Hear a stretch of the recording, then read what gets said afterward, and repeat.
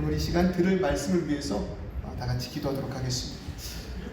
아버지 하나님, 부족한 종 주님 앞에 나와 감히 말씀을 전할 때 나의 한 주의 그 삶으로 인하여 무너지지 않게 하시고, 그러한 심령이 있지만 능력 주시는 주님, 그리고 나를 위하여 십자가 못 박혀 죽으신 주님의 그 이로움을 붙들고 이 시간 이 자리에서 감히 말씀을 선포하오니, 듣는 자 먼저 은혜롭게 하시고 전하는 자들, 아버지 하나님, 전하는 자 먼저 은혜 있게 하시고 듣는 자들 또한 동일한 은혜 허락하여 주옵소서.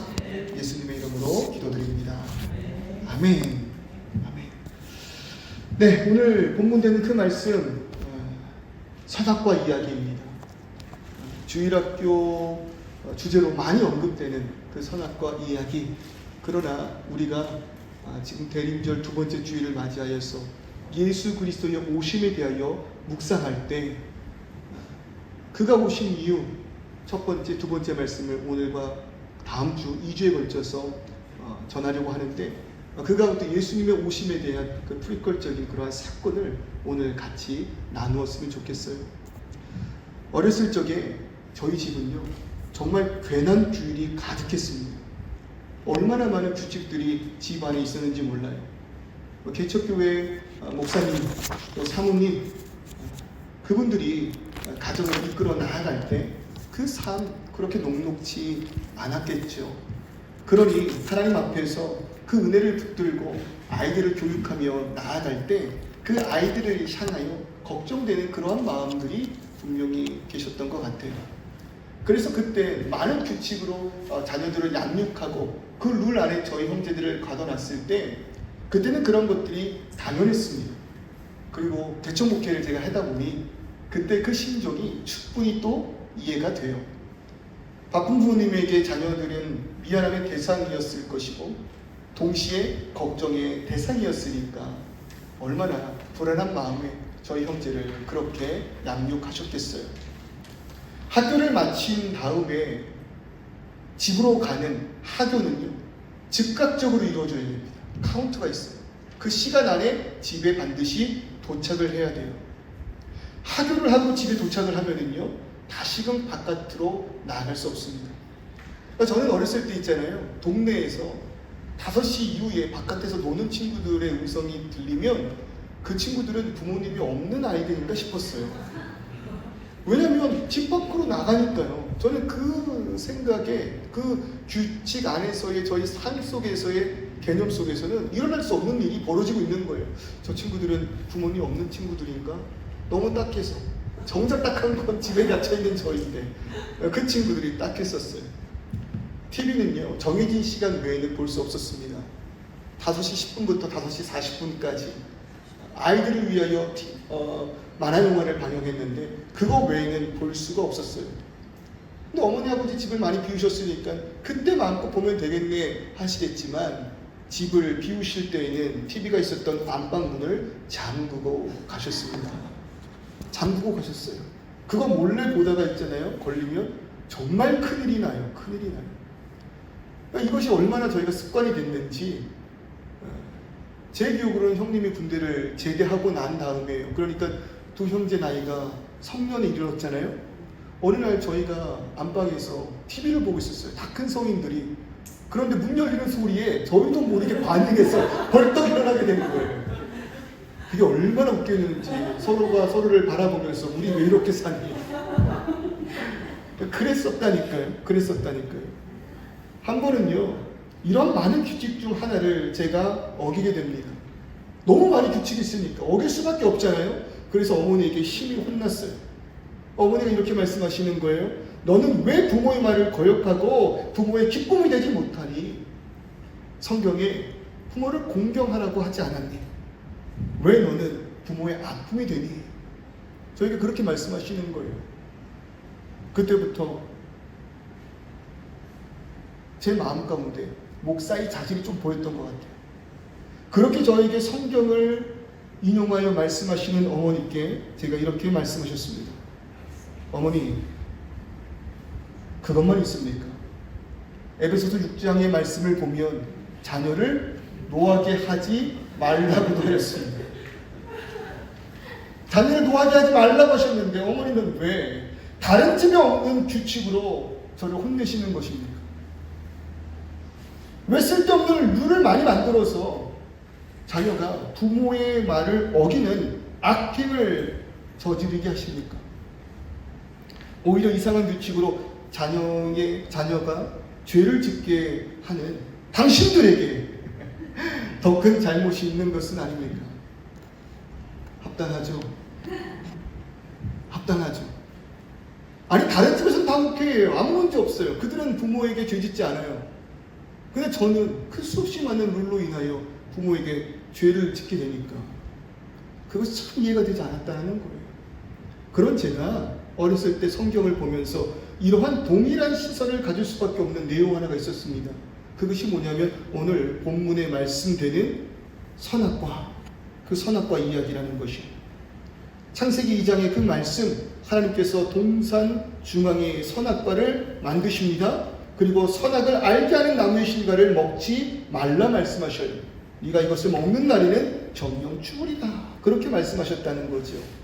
왜 하나님께서는 쓸데없이 이 선악과를 만드시고 먹지 말라는 규칙을 정하셔서 인간으로 하여금 죄를 짓게 하시는 것일까? 이거 안 만드셨으면 만사가 오케이인데 왜 이것을 만드셔서 죄를 짓게 하시는 것일까? 아니, 그렇게 인간을 모르시나? 자신이 만드셨음에도 인간을 모르시나? 하지 말라 하면 뭐 하고 싶은 존재예요? 더 하고 싶어 하는 존재가 인간 아닙니까? 여러분, 자녀에게 공부하지 마 해보세요. 공부할 거야. 그럼 기적이 일어나기를 주님에게 하지 말라고 하면 뭐예요? 하고 싶어지는 존재가 인간이잖아요. 그러니까 이 내용이 아까 말씀드렸던 그 사건과 연결이 되면서 참 오랫동안 신앙의 미스터리였다라는 거예요. 하나님은 인간이 죄를 지으실 줄을 아셨을까? 그럼에도 선악과를 만드셨다면 이것은 죄의 조성자 되시는 거예요. 그 죄를 조성하신 원인 되시는 거예요. 어머니 아버지가 이런 쓸데없는 룰을 만드셔서 죄를 짓게 한 건 아닙니까? 죄의 조성자 되신 건 아닙니까? 그 책임이 하나님께 있다는 것이죠. 왜 먹는 것을 막지 않으셨을까? 아셨음에도 내버려 두셨다면 이것은 하나님께서 죄의 조장자 되시는 거예요. 그 죄를 짓게 내버려 두셨다라는 것이죠. 그러니까 이러한 내용을 인식하게 될 때 은혜가 없을 그 당시 얼마나 큰 불만이었는지 몰라요. 모든 것이 다 하나님 탓이에요. 당신 때문입니다. 당신 때문입니다. 여러분, 우리의 신앙 가운데 위기가 찾아옵니다. 우리의 신앙 가운데 분명히 그 신앙심이 바닥이 나는 순간들이 있어요. 어떻게 체크될 수 있습니까? 내 인생에 감사가 사라지면 그 순간이 경고임을 깨달으시기를 바랍니다. 감사가 사라지는 순간 지금 나의 신앙 안에는 문제가 있다는 거죠.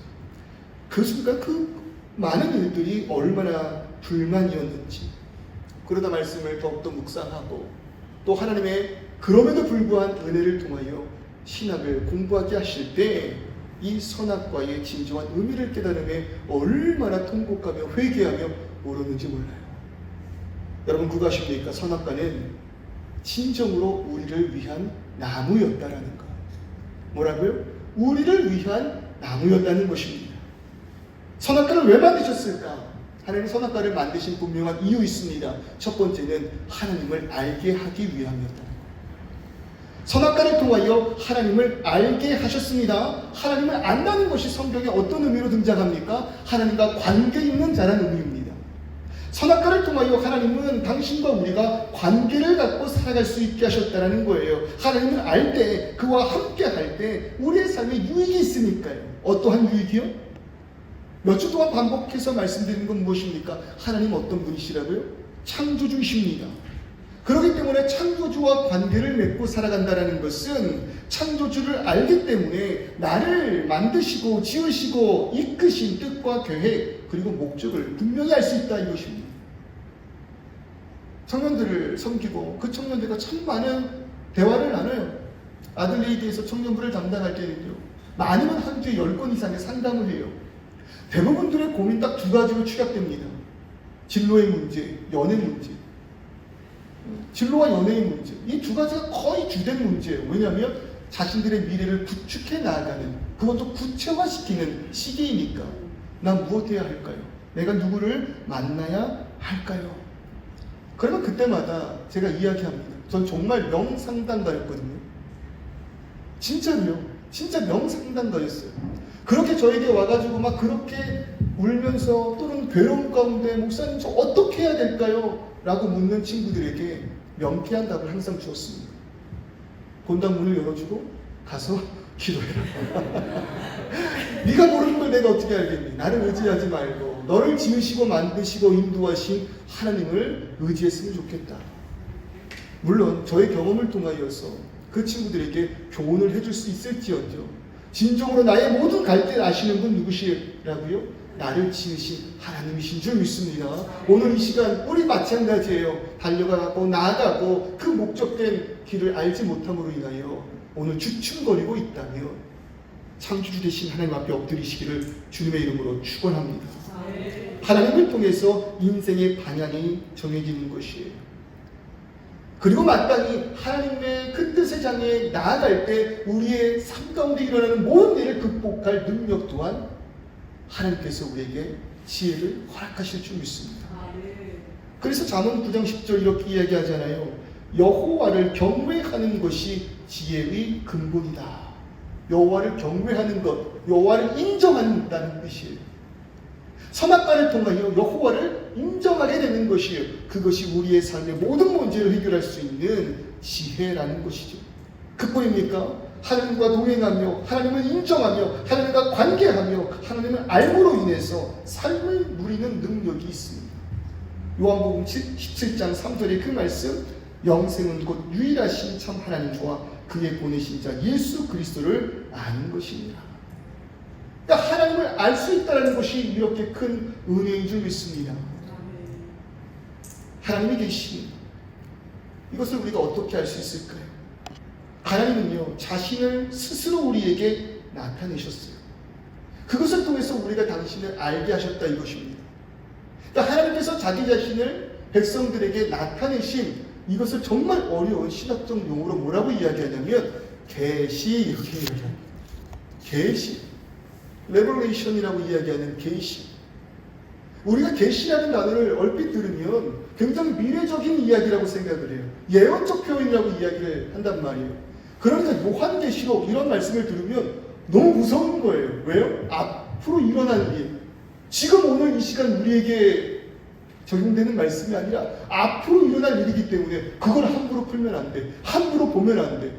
요한계시록의 말씀을 듣고 배우고 공부하는 그런 교회가 정말로 적어요. 근데 아니라는 거예요.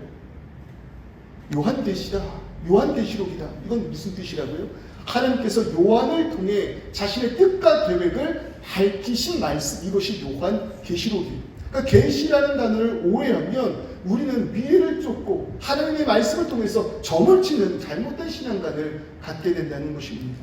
물론 그 계시에 백성이 나아가야 할 길을 나타내는 예언적 말씀이 포함되고 있지만 오늘 나의 잘못된 그 길을 돌이키게 하사 하나님의 뜻으로 나아가게 하는 회개의 선포의 메시지, 선지자들의 모든 그 메시지가 하나님의 뜻과 계획과 비밀과 섭리를 선포하는 계시의 말씀이다라는 거죠.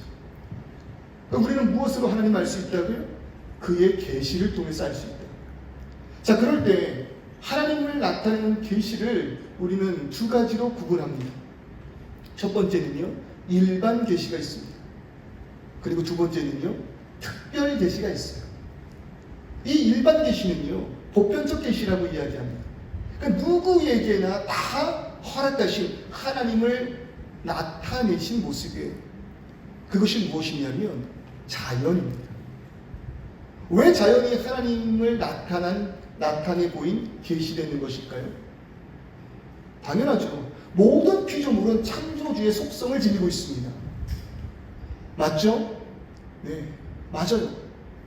저희 형님의 목소리를 참 많이 들었어요. 그러다 보니까요, 이것이 유튜브나 어느 플랫폼에서 우연찮게 들려 나오면 단번에 알아요. 이 호흡은, 이 피치는, 이 숨소리는 형님의 것이다.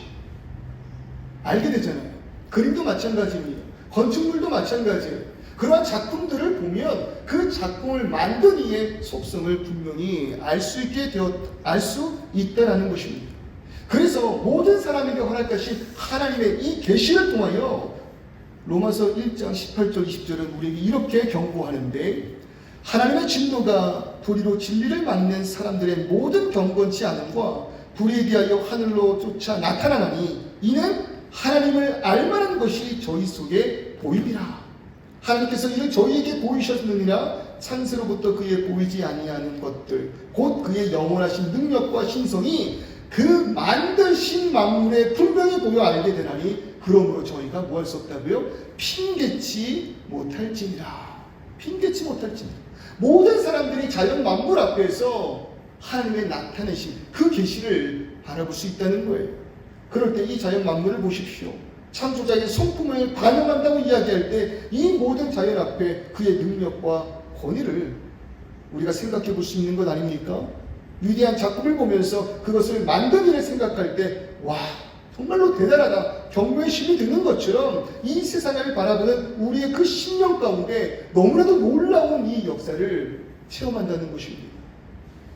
그러므로 인해서 이것들을 바라보면서 우리가 이 모든 창조를, 이 모든 되어짐을 우연이라고 쉽게 말할 수 있겠습니까? 우연이라고 말하기에는 너무나도 위대한 이 세상 만사를 보면서 경외심이 든다는 거예요.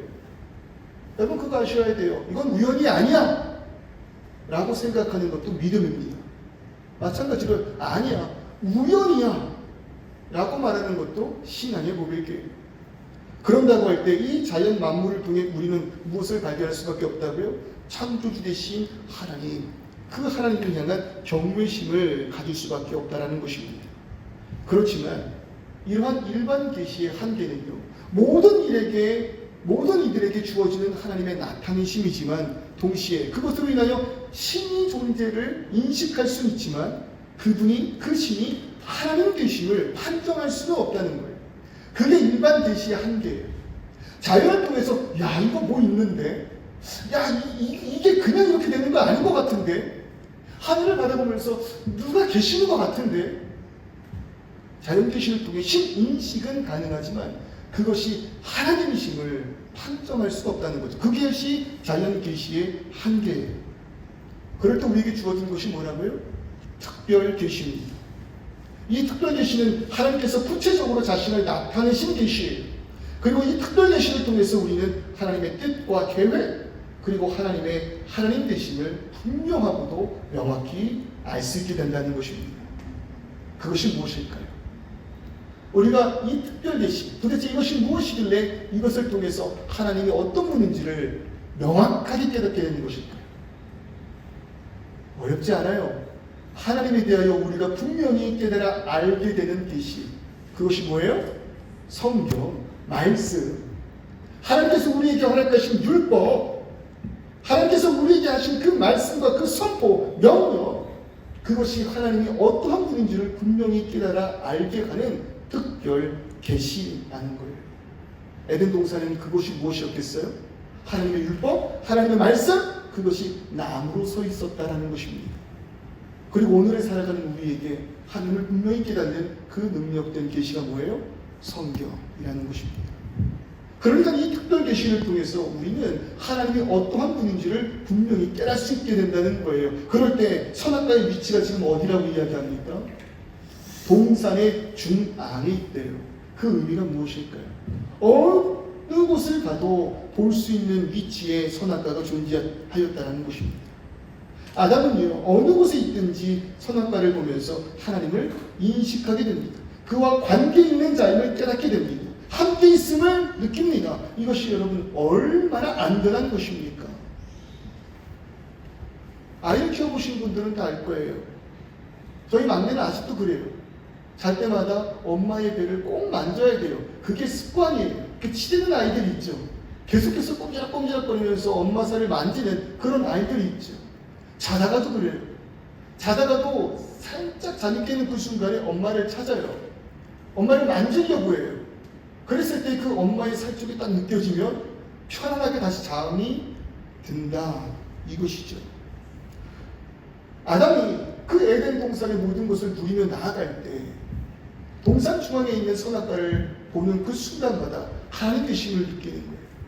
하나님이 어떤 분인지를 깨닫는 깨달음으로 인하여 인생의 허무가 없어지는 그러한 능력이 선악과에 있었다는 것이죠. 그러니 그 인생이 얼마나 평안했을까요? 하나님이 오늘 이 시간 이곳에 계신다. 이것을 깨닫는 아담이었으니 얼마나 그 삶이 평안했을까요? 그럴 때 오늘 이 시간 우리의 그 삶 가운데 이 선악과와 같은 역할을 하는 것 무엇일까 생각해 봅니다. 오늘날 세상은 무엇을 통해서 하나님을 인식하고 안심할 수 있게 되는 것일까? 교회가 그러해야 하지 않을까요? 세상의 많은 이들이 염려와 불안과 걱정과 근심 가운데 살아가다가 교회를 발견함에 그 교회를 통하여 창조주를 참된 생명 되시는 하나님을 발견함으로 인하여 평안을 누려야 하는 것 아닐까요?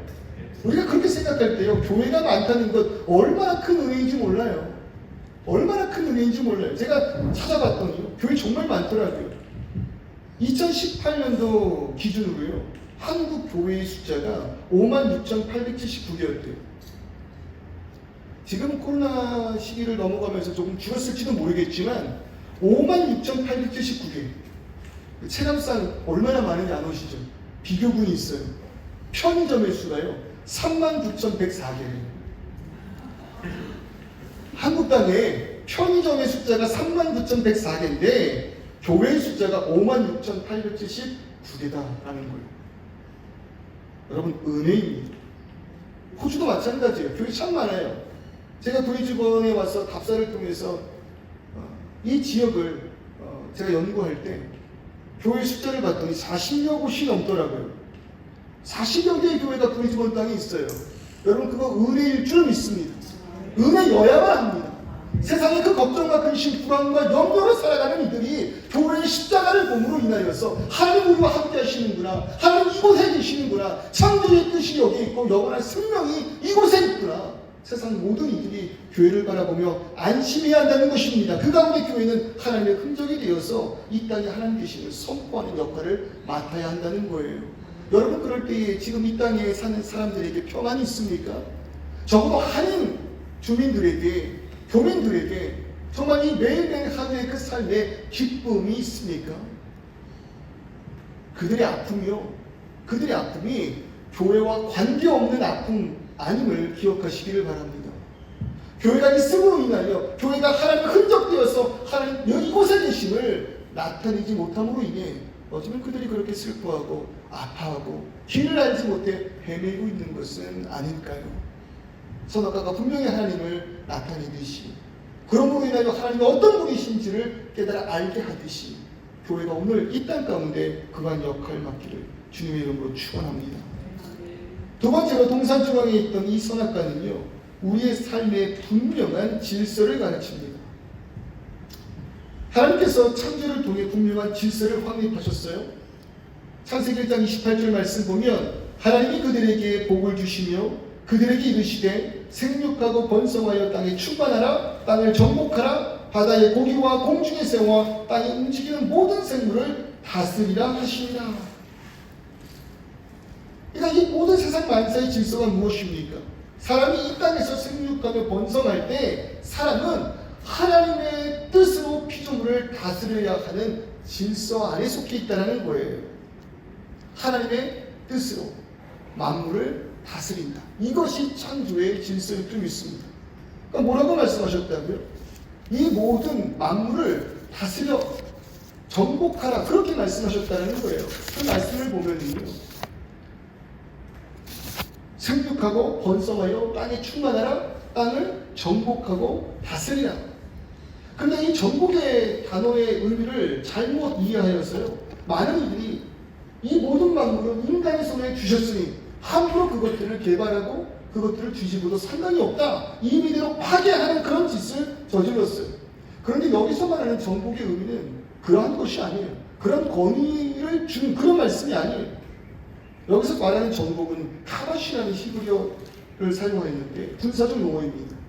꽁꽁 묶어버리다, 이런 뜻을 가지고 있는 게 정복이라는 단어예요. 만물을 뭐하라고요? 꽁꽁 묶어 굴복시키래요. 자연은 우리의 섬김의 대상이 아님을 분명히 말하고 있다는 것입니다. 저 위에 높이 뜬 태양, 밤의 그 달, 높이 솟아오르는 산과 바다와 큰 바위와 오래된 나무가 결코 인간의 숭배의 대상이 없음을 이야기한다고요. 오히려 그것들은 우리가 잘 다스려 지켜야 하는 것들임을 강조하고 있는 말씀입니다. 동시에 인간은 누구에게 카다시합니까? 누구에게 꽁꽁 묶여 굴복합니까? 하나님께. 그것이 창조의 질서라는 것입니다. 만물은 인간에게, 인간은 하나님 앞에 온전히 엎드려서 하나님의 뜻대로 인간이 만물을 다스릴 때, 하나님의 온전하신 뜻대로 그의 대리자인 사람이 모든 피조물들을 다스릴 때, 그때 이 세상이 어떠하겠냐는 거예요. 왜 오늘 이 세상이 이러합니까? 욕심이 난무하고 죽음이 난무하고 아픔과 원성과 불만이 가득한 왜 그러한 세상이 되었습니까? 문제는 하나입니다. 질서를 벗어났기 때문입니다. 더 나아가서 지난 시간 말씀을 통해서 하나님 어떤 분이래요? 빛 대신데요. 빛은 무엇을 의미한대요? 생명을 의미한다는 거예요. 그러니 이 질서는, 이 선악과를 통한 질서는 우리의 삶의 생명과 연결되어 있다는 것입니다. 질서에 순응하는 그 행위가 언제나 우리의 삶의 평안과 안전을 유지하는 것 아니겠습니까? 작년에 일어난 그 이태원의 큰 아픔, 그 참사, 원인은 무엇이었습니까? 경찰이나 어떤 누군가가 기준이 되어서 질서만 확립됐다면 피할 수 있는 사건이었다. 그렇게 이야기하잖아요. 그때 에덴 동산의 질서가 무엇이라고요? 선악과입니다. 선악과를 통해 드러나는 하나님의 영광이 그 동산에서 살고 있는 모든 이들의 질서라는 것이, 선악과의 모든 과실을, 선악과 외의 모든 과실을 이미대로 먹을 수 있습니다. 자유롭게 그 동산의 모든 것을 먹을 수 있었던 아담은 전권을 부임받은 왕 같은 삶을 삽니다. 때로는 그 왕 같은 삶의 연속 가운데 뭘 까먹을 수 있어요? 하나님의 하나님 되심을 까먹을 수 있단 말이에요. 그러니 그 마음 가운데 교만이 싹틀 수밖에 없는 건 아니겠습니까? 교만이 잉태함으로 인하여 죽음을 낳을진데, 동산 중앙에 있는 선악과를 바라보며 먹지 못하는 나무가 있다는 걸 깨닫는 것만으로도 하나님의 왕되심을 기억해낼 수 있다는 것입니다. 하나님의 왕되시고 나는 그의 피조물임을 깨달아 알 수 있는 능력이 선악과에 있었다는 것이에요. 그 말씀이 내 삶의 기준이 되어서 내가 진리로부터, 생명으로부터 얼마나 멀어졌는지를 깨닫고 기준이 있음으로 인하여서 안전할 수 있는 그 삶을 누릴 수 있게 하셨다는 거죠. 호주의 바닷가에 가보면요, 해변에 깃발을 꽂아놓습니다. 깃발의 의미가 뭐예요? 그 안쪽에서 놀라는 거예요. 그러니까 마음껏 바다에서 수영을 하다 보면요, 순간적으로 그 조류의 영향 때문에 깃발을 벗어날 때가 있습니다. 그러니 계속 확인해요. 확인하고 또 확인하면서 깃발 안에 있을 때 안전함을 느끼잖아요. 그래서 누군가 이렇게 이야기합니다. 왜 나를 질서에 가지는지, 나에게 참된 자유를 달라 외치며 그 깃발을 벗어나는 순간 그 결과가 무엇이에요?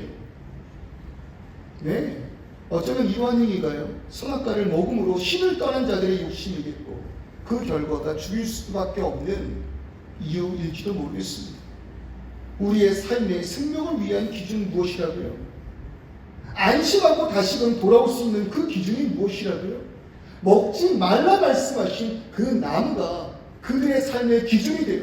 하나님께서 우리에게 말씀하신 특별한 계시인 성경의 말씀이 우리의 모든 삶의 기준이 되어서 그 말씀을 통하여 벗어났다면 회개함으로 돌아올 수 있는 능력이 있는 것이고, 마음껏 우리 자유를 누린다 할지라도 말씀 안에서 우리가 그 자유를 누리기에 영원한 그 생명 안에서 안전함을 누리는, 평안함을 누리는 그 능력, 그것이 기준되는 선악과, 우리의 모든 삶의 기준되는 성경이라는 것입니다.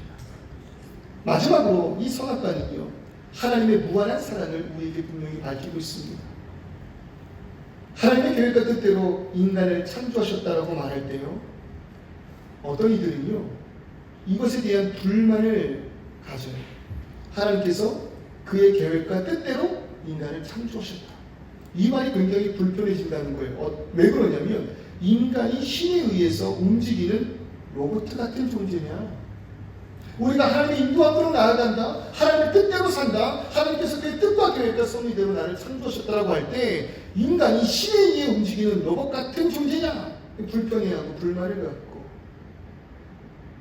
손가락질 한다는 거죠. 때로는 기독교인 중에서도요, 이런 하나님의 뜻을 운명론적으로 이해하시는 분들이 계세요. 어차피 정해진 뜻대로 살아가는 나 아니야? 이미 모든 게 다 정해져 있는 것 아니야? 이런 운명론적인 인식을 갖고 계신 분도 계세요. 물론 하나님 전지전능하십니다. 모든 것을 다 아시는 분이십니다. 그렇기 때문에 그분께서 모든 것을 다 알고 우리들의 삶을 이끄십니다. 그런데 중요한 거는요, 그가 우리의 모든 삶을 인도하실 때 우리의 발걸음을 조정하는 분은 아니시다라는 거예요. 오른발, 왼발, 여기서 터닝, 손 올리고 박수짝, 그렇게 나를 조정하는 분이 아니시라는 거예요. 하나님은 우리의 모든 발걸음을 그의 섭리로 이끄시는 분이다라는 거죠. 이게 무슨 말이냐면요, 어린아이를 키우면서 그 어린아이가 플레이그라운드에서 놀 때 어떻게 합니까? 부모가 어떻게 그 아이를 안내해요? 자, 지금은 그네를 타. 스윙, 다시 한번 스윙, 멈춰. 또 스윙, 또 스윙, 멈춰. 재밌지? 그렇게 안 하잖아요. 그렇죠? 자, 다음은 미끄럼틀이야. 오른발부터 올라가. 자, 엉덩이로 내려가는데 시속이 빨라. 브레이크. 그렇게 안 하잖아요. 그 아이를 플레이그라운드에 놓고 놀아라 이야기합니다. 놀아라. 그럼 그 아이는 자기가 원하는 대로 그 안에서 다 놀아요. 다 놀아요. 그런데 누구 안에 있어요? 부모의 시선 안에 있어요. 그것이 하나님의 섭리라는 거예요. 바둑을 두시는 분 계십니까? 급수가 높은 프로와 낮은 그 아마추어의 경기를 보면은요, 아마추어는 자신의 모든 능력과 기술을 발휘해서 마음껏 바둑을 둔다고 생각하는데 아니요. 그 프로의 모든 설계 가운데 자기도 모르게 따라가게 돼요. 그것이 섭리예요. 나는 모든 것을 자유로 해요. 그러나 그 위대하신 하나님의 계획과 뜻 가운데 내가 포함되어 있음. 그것이 기독교가 이야기하는 하나님의 섭리라는 것입니다. 그런데 그런 우리의 발걸음을 인도하는 그 길이 사망이 아니라는 것에 은혜가 있을 줄은 믿습니다. 그는 선하신 분입니다. 그의 주권대로 우리가 나아간다고 이야기할 때 그 주권에 전제된 신앙이 무엇이에요? 하나님 언제나 옳으신 분이다. 그런데 그가 우리를 이 땅 가운데 놓고 우리의 모든 인생을 우리에게 허락하신 자유를 통해 살아가게 하실 때 그런 우리가 자유를 가지고 살아가지만 하나님의 그 안전하신 시선 가운데 영원한 생명을 향해 나아가고 있다라는 것이에요. 이 땅 위에서 원하는 모든 것을 이어갈 수 있는 존재로 하나님은 우리를 창조하셨습니다. 그러한 자유가 우리 가운데 있어요. 그런데 그 자유의지는 심지어 창조주를 향한 사람의 마음조차도 자율성을 허락하셨다는 거예요. 이 선악과를 뭐 할 수도 있어요? 먹지 않을 수도 있어요. 그리고 이 선악과를 뭐 할 수도 있어요? 먹을 수도 있어요. 심지어 창조주께서 말씀하신 명령하신 선악과에 대해서도 그것을 먹고 안 먹고의 문제를 인간의 자유의지에 맡기셨다라는 것입니다. 얼마나 큰 사랑이에요. 이것이 얼마나 큰 사랑이에요. 선악과가 진정한 사랑이라고 이야기하는 그 이유는요, 사랑의 전제는 언제나 선택이 있어야 하기 때문에 그래요. 옆에 계신 아내, 남편, 앞으로 만날 분들이 있습니다. 왜 내가 이 남편을, 이 아내를 전심을 다해 사랑하고 있는 것입니까? 수없이 많은 남자들 가운데, 수없이 많은 여자들 가운데 내가 선택한 단 한 사람이기 때문 아니겠어요? 무인도에 갇혀서 눈을 떠봤더니 한 남자밖에 없어요. 한 여자밖에 없어요. 10년 살고 20년 살면 정분이 나서 열압하긴 하겠지만 우리가 그것을 진정한 사랑이라고 이야기할 수 없을까요? 생존을 위한 몸부림치 아닐까요? 진정한 사랑은 뭐가 존재되어야 된다고요? 선택이 존재되어야 돼요. 떡볶이 좋아하세요.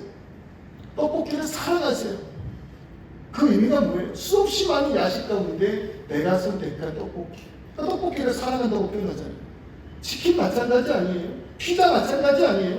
여러 가지를 먹을 수 있지만 내가 좋아하는 것, 내가 사랑하는 것, 그것이 드러나는 것은 선택이라는 것입니다. 하나님 인간을 창조하셨어요. 인간으로 하여금 영광과 찬송과 막 사랑받기를 원하셨어요. 그런데 그것이 진정한 영광 되기를 바라셨다는 거죠.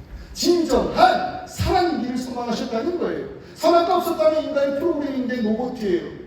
그 맞추는 시간에 따라서 찬양하면 돼요. 찬송 올려드리면 돼요. 그 말대로 살아가는 로봇처럼 살면 된다는 거예요. 그런데 그것을 바라시는 것이 아닌, 먹지 않을 수 있음에도 불구하고 당신이 나에게 허락하신 이 모든 것들을 바라보니 나를 향한 당신의 사랑과 희생이 얼마나 큰지를 내가 알겠습니다.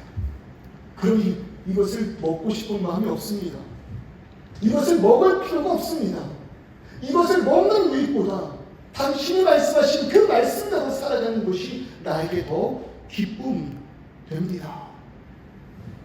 만약에 하나님께서 동산에 있는 모든 나무를 없애시고요, 선악과 한 그루만을 심어 놓으신 후 너희는 이 나무의 실과를 먹지 마, 먹으면 정령 죽을 거야, 이렇게 말씀하셨다면 하나님 정말 악신이에요. 정말 나쁜 신이에요. 먹지 않으면 죽을 수밖에 없는 인간에게 죄를 조성하신 분, 그렇게 말할 수 있어요. 그런데 말씀을 보세요. 16절의 말씀, 동산 각종 나무의 열매는 뭐하래요? 이 의로 먹으래요. 이 모든 것을 다 누리래요. 종류가 너무 많아요. 그 많은 종류 가운데 한 나무의 실과만을 먹지 말라신 거예요. 그거 먹지 않을 수 있습니까? 없습니까? 이게 시험입니까? 아니라는 거죠. 그리고 먹지 않을 수 있는 분명한 이유를 말씀하셨어요. 먹으면 정녕 죽으리라. 한번 이거 먹어봐. 한번 이거 먹어봐. 옳지 먹었다. 너 죽었어. 그런 의미가 아니라는 거예요. 모든 실과를 이 의로 자유롭게 다 먹을 수 있어요. 이 한 그루의 나무는 먹을 필요 없어요. 굳이 그거 먹지 않아도 돼요. 맛있는 게 이렇게 많은데 뷔페에 가서 그 모든 음식 다 안 먹잖아요. 너무 많으니 내가 좋아하는 것만 골라 먹으면 되잖아요. 못 먹은 것에 대해서 막 후회하면서 집에 오는 모든 발걸음 가운데 그거 못 먹었다고 우리 울지 않잖아요. 우리가 하신 자유가 그런 것이라는 거예요. 그리고 더 나아가 그것을 먹어볼까 하는 그 유혹 속에 하나님 뭐라고 말씀하셨다고요? 먹으면 정녕 죽으리라. 먹으면 나와 관계없는 자들이라. 그 말씀이 협박입니까? 아니면 먹을 이유가 충분히 없는 하나님께서 우리를 사랑하신 경고의 메시지입니까? 그렇다라는 거죠. 그러니 하나님께서 우리에게 허락하신 이 선악과가 얼마나 큰 사랑이냐, 이것이 선악과를 통해서 내가 당신 안에 있음을 알고 안심하게 됩니다. 선악과를 통해서 나를 종종하지 아니하시고 사랑으로 인도하시는 하나님을 발견함으로 인하여 참된 평안을 누립니다. 선악과를 통하여 당신 나의 곁에 언제나 있음을 깨닫고 그 삶이 기쁨이 되게 하셨다는 거예요. 그러한 고백을 하게 하셨다는 거예요. 이러한 사랑이 있습니까? 이러한 은혜가 우리에게 있습니까? 그러니 선악과는 하나님께서 인간을 향한 이해할 수 없고 측량 못할 사랑의 증거가 되니 어찌 우리가 그 하나님을 사랑하지 않을 수 있겠습니까? 그러나 이 선악과가 우리에게 그렇게 큰 사랑을 할지라도 이보다 더 큰 사랑이 아직 남아있다는 거예요. 오늘 말씀의 제목이 뭐예요? 그가 오신 이유. 그가 오신 이유. 그 이유에 대한 프리퀄적 요소가 오늘 말씀에 담겨 있어요. 선악과로 충분한 우리들의 사랑의 징대에 이보다 더 큰 사랑이 아직 남았다는 거죠. 모든 것 아시는 하나님, 인간이 선악과를 먹을 줄 아셨을까요? 아셨을까요? 모든 것을 아시는 하나님, 인간이 선악과를 먹을 줄을 아셨을까요? 아셨어요. 그러나 그럼에도 불구하고 인간을 사랑하사 그에게 자유의지를 허락하셨다는 거예요. 진정한 사랑을 위하여 그에게 자유의지를 허락하셨다는 것입니다. 그 결과 어떤 일이 벌어집니까? 사람이 하나님의 뜻을 떠나 하나님과 관계없는 자 되었습니다. 그러나 동시에 하나님은 사랑하는 그 백성, 사랑하는 그 자녀를 그대로 내버려 두지 아니하시고 그들을 향한 하나님의 구원의 계획을 역사하셨다는 거예요. 한마디로 예수 그리스도의 십자가 구속 사건은 우리를 창조하시기 이전부터 계획된 구원의 역사다 이것입니다. 하나님께서 이 모든 세상을 창조하시는 그 순간부터 십자가의 그 사랑을 예비하셨다고 말할 때 도대체 이 사랑 우리가 어떻게 감당할 수 있는 것일까요? 어떻게 감당할 수 있는 것일까요? 내가 당신을 알기 전부터 당신이 나를 사랑하고 있었고, 아니 이 땅 가운데 존재하기 전에 나를 위하여 십자가의 대속 역사를 계획하시며 그것을 순종하기로 작정하신 그리스도의 그 사랑, 대림절 두 번째 주를 맞이하여서 예수님의 오심을 깊이 묵상하는 나날 가운데 오늘 우리가 하나님께로 인도하심 받았다는 것이 얼마나 큰 사랑인지를 깨닫는 저와 우리 성도님들 되시기를 주님의 이름으로 축원합니다. 다시 기준으로, 다시 진리로, 다시 안전한 생명으로 돌아올 수 있었다는 것. 내가 의지한 적 없으나 섭리 가운데 인도하심으로 인해 오늘 이 자리에 앉아 다시금 예수 그리스도의 사랑을 깨달아 십자가 앞에 엎드리게 하신 그 은혜, 그가 나를 부르시고 인도하신 그것에 의심하지 마시기를 주님의 이름으로 축원합니다.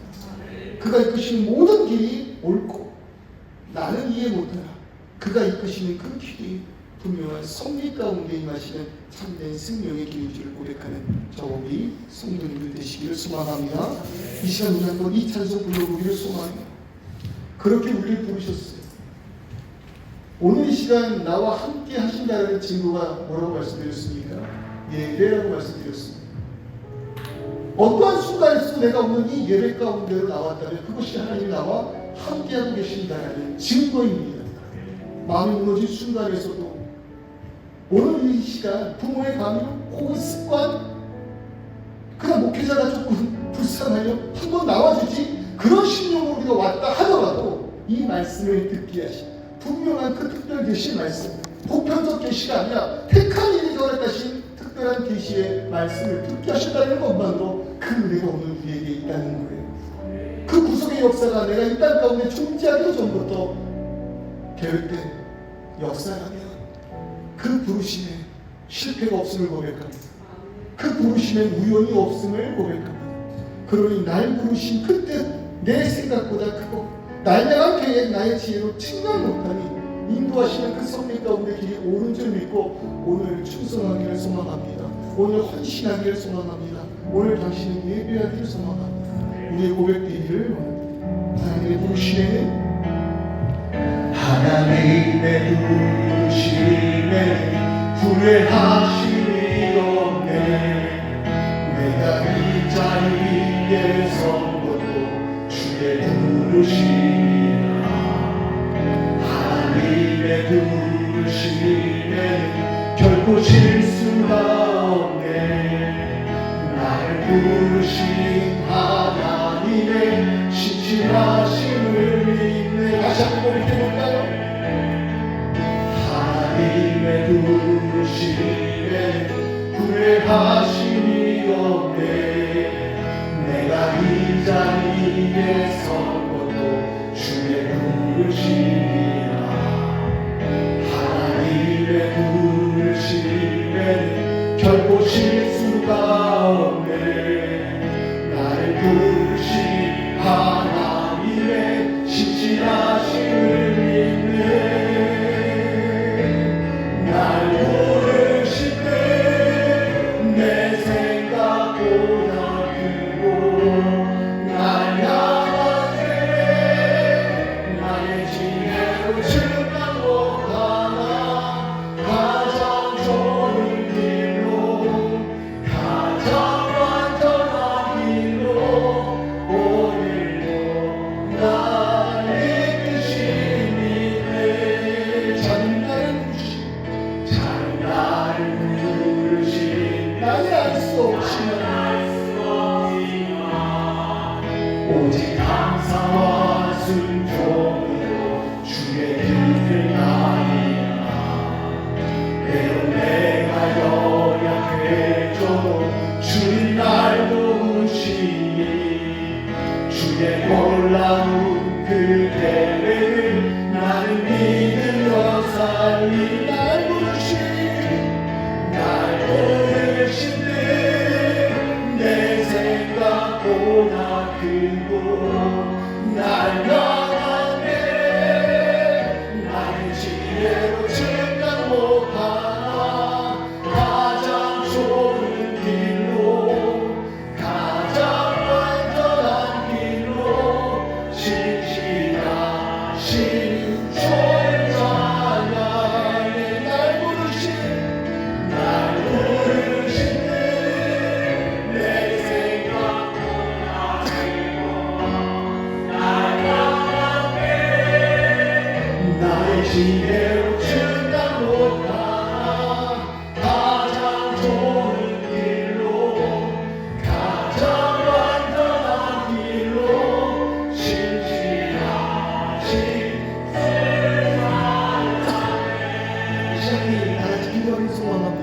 괜찮아요. 어느 곳에 있어도 괜찮아요. 우리가 허락하신 자유예요. 사랑이에요. 그런데 걱정하지 마세요. 주님 살피고 계세요. 우리 신경 가운데 두려움이 있을 때, 어디로 가야 할지 몰라서 괴로워하고 있을 때 동산중앙을 보세요. 모든 것에 기준되는 선악과가 있어요. 모든 것에 기준되는 말씀이 우리에게 있어요. 그것이 우리를 예배로 인도하셨어요. 그러니 걱정하지 마세요. 불안해하지 마세요. 하나님의 인도하심이 내 생각과 계획보다 크실 줄 믿습니다. 그러니 오늘 나를 인도하시는 그 하나님의 발걸음을 순종하며, 주님 나 여기 왜 있어요? 주님 나 이곳에 왜 있는 거예요? 주님 내가 지금 어디로 가는 거예요? 주님 보이지 않아요. 이거 맞아요. 이 교회가 세워지는 것이에요.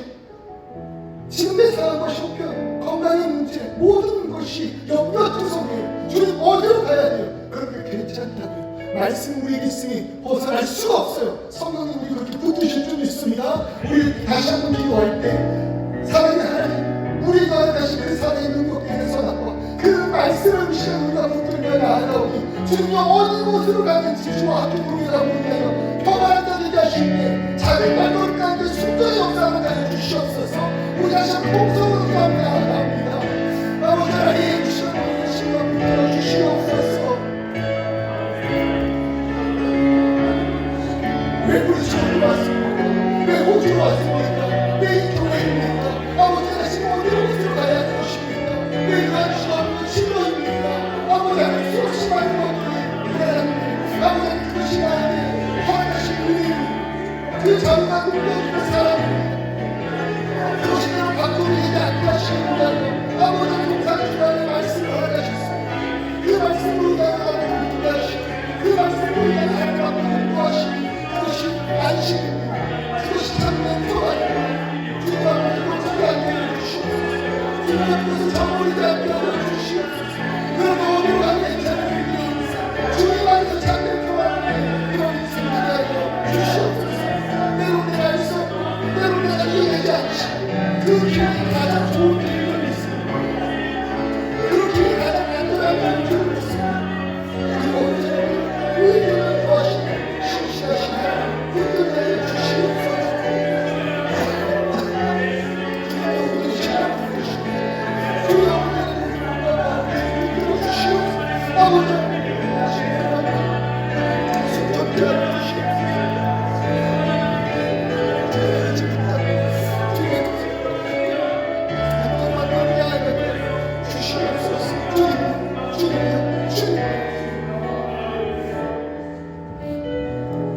너무나도 멀리 온 것 같아서 불안한 마음으로 뒤를 돌아봤더니 나를 보시고 웃으시며 손을 드시는 하나님 계심을 발견하게 됩니다. 너무 멀리 나간 것 같은 그 순간 말씀을 깨달아 알게 하셔서 터가지 않게 하시고 주님 품으로 떠나게 하신 그 은혜 너무나도 큽니다. 때로는 그 선악과가 오늘 이 시간 나에게 허락하신 말씀이 나를 구속하는 것 같아서 오히려 마음을 불편하게 할 것 같아서 아버지는 그것이 불만이었던 순간이 있었으나 은혜 가운데 머리어 그것이 참된 감사임을 느끼게 하신 감사합니다. 허락하신 그 자유의 은혜로 인해 우리가 이 세상을 살아가게 있어서 불안한 순간이 있을 수밖에 없지만 그때마다 말씀을 통하여 분명한 길을 깨달아 알게 하시고 주님이 인도하시는 그 모든 길 선한 길이요 의의 길을 믿고 오늘 나의 발걸음 사실 모르겠지만 인도하시는 분이 선하신 주님이심을 깨닫고 한 걸음 한 걸음 순종하며 나아가오니 그 끝내 이루는 영원한 그 생명 가운데 참된 기쁨 누리게 하여 주시고 그리고 나아가는 그 모든 발걸음 위에 성령 하나님께서 허락하신 능력을 통하여 부끄러움 없게 하시고 담대함으로 나아가게 하여 주시옵소서.